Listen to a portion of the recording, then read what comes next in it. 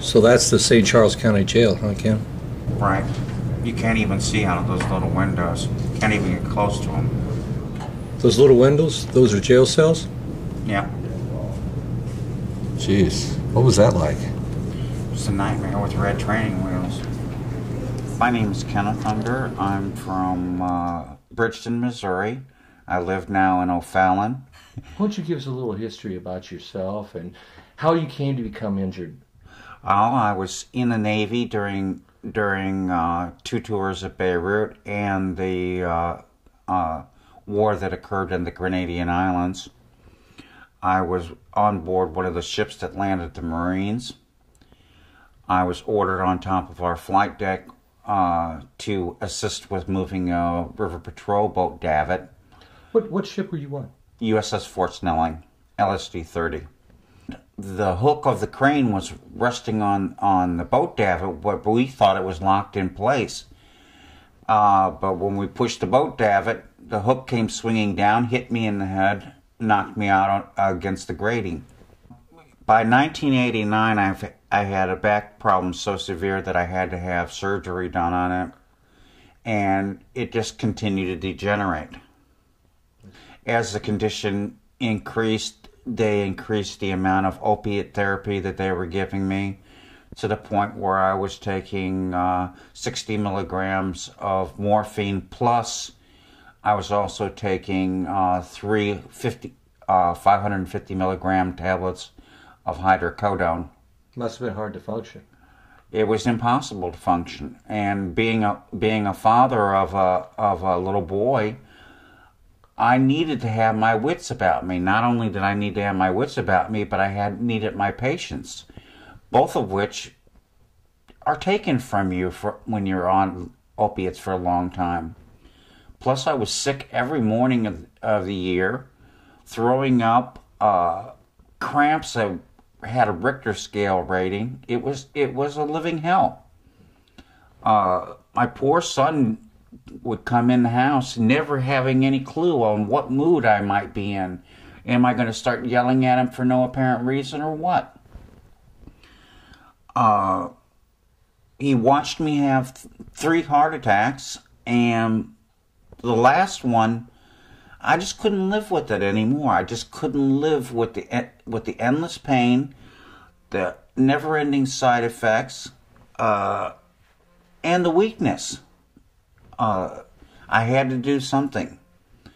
I started growing just for myself and only for myself. I never made any money whatsoever off of my grow. Never was looking for any money. All I was looking for was to hold back the cost that it cost me to just keep in medicine. Well, tell me specifically, how did cannabis benefit you as far as your problems that you were having? Well, I suffer from chronic pain and I suffer from depression. The chronic pain, the cannabis would relieve the pain and hold back that edginess that you get when you're always in pain for up to 4 hours. And there's nothing that compares to the relief I got from cannabis. As far as the depression goes, it was almost like an instant stop to the depression. I mean, when you're chronically ill all the time, and you tend to get depressed very easily because your life is going from one doctor to the next doctor, and there's never any end to it in sight. You're always fighting for how you're going to feel the next day. Well, what led up to the arrest? In 2007, my son was playing on the playground at the Emke grade school. Supposedly, he said to one of his friends that he couldn't find his parents because they were in the plant room. This was supposedly overheard by a teacher who then told it to the DARE officer. At 10 o'clock at night, the DARE officer showed up at our house, pounding on the door, waving a release form in my wife's face, telling her that she needed to sign this so that he could search the house. because he had heard that we were growing marijuana out of this house. Despite what the officer says, my wife was nothing but polite to him, and her name was never Kenneth Unger. That's what it says in the indictment, that he met me instead of my wife. He went away at that point in time. This is 2007, and I guess he just sat on this report until 2010. He never acted upon it until September 9th. So now, okay, you said he presented a paper to your wife and asked for her to sign it, giving him permission to search. Did he search your home? No, we didn't allow him to search it. Didn't allow him to. I see. We told him that he had to have a search warrant, but we never told him to get the hell off of our property, which is what he states. And that was 2007. Now, 2010, he decides to do what? I guess he decided to pursue it. I don't know if they were watching us the whole time or what the deal was, but I never had any foot traffic coming through my house. It was just me, my wife, and my friends. Yeah, let's make this very clear here. Yours was a very small grow, specific and only to providing medicine for you. Right. Correct? And I consumed every bit of what I grew. Mm-hmm. I did not sell it on the street corner or anything else. I was using it purely for the medical relief of a pain relief that it gives me. Okay, so what happened in 2010?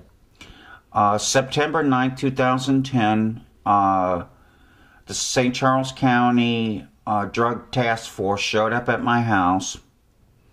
I was downstairs, so they just apparently walked in. My door was unlocked.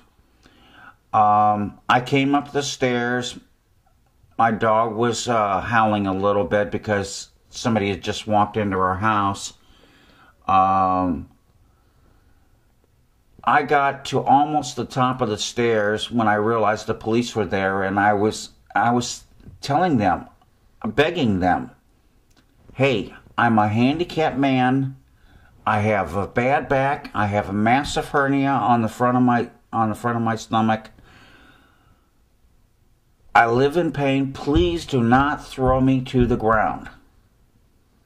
And at that point in time, they threw me to the ground and handcuffed me.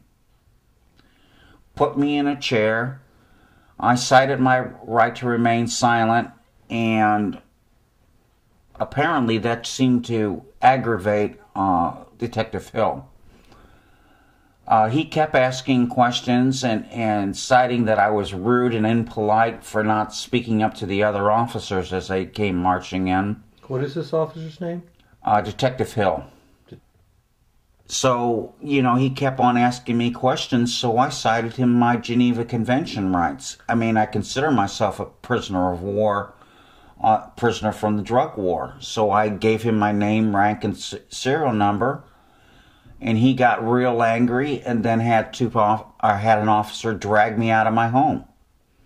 No shoes, no medications, no diabetes test kit, no nothing. Just dragged me completely out of my home. Now they realized that you were a diabetic. I told them that. I told them that you were, and they still did not recognize that. Okay. I wasn't allowed any of my medications until the next day. I am on a strict regimen of blood pressure medications as well as blood thinners, and of course the diabetes medications to maintain my blood sugars.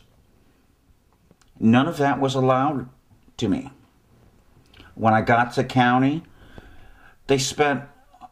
I explained to them that in a cost-cutting measure, the VA gives me medications that I have to break in half. I told them that I only got half a tablet of my blood sugar medication as well as my blood thinners. They just would say, shut up and take your pills.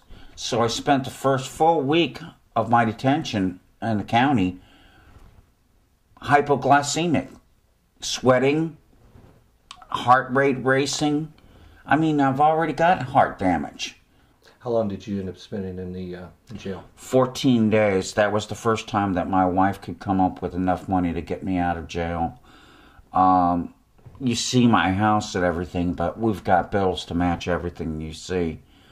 We were not sitting on any lump sum of money, and nor did we have any equity in our home anymore to use for lawyers or fines or whatever else.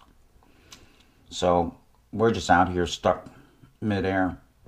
I understand that Ed Rosenthal's Green Aid is coming to trying to help. Green Aid has been a light in a darkened tunnel, I swear to God. Great organization, isn't it? Yes, they went to bat for me as well as Arlene Williams when I was at my most hopeless. The truth is, I've got a lawyer who's pushing at me to accept whatever deal the prosecutor offers, even though I explained to her that meant 5 years without my medication because they're offering me 5 years probation with 90-day drug test. That means no relief, no pain relief whatsoever for 5 years. I'm sorry, it was too much for me to deal with. It's too much for them to ask of me. I will relocate to Colorado, but I can't deal with 5 years probation. I can't deal with more time in jail. So you need your cannabis. You need your cannabis to supplement for pain relief. You need your cannabis to help you titrate your pharmaceuticals. I need my cannabis to just be a man, just to relax enough to be a human being. Otherwise, I'm a basket case. I cannot go back to being a morphine addict.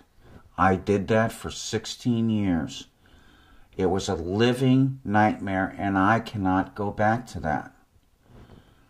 I spent 99.9% of the time sick as a dog, throwing up, cramps, endless constipation. All side effects from the opiates.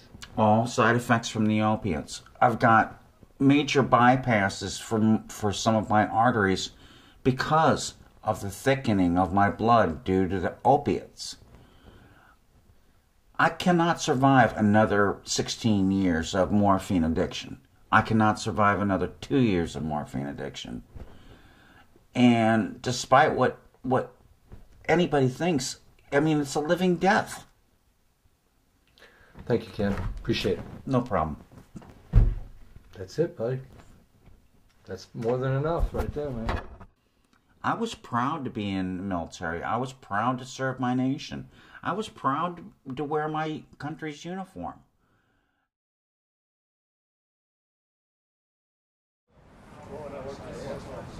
Let's go. Would you like a pamphlet? Where's your spouse?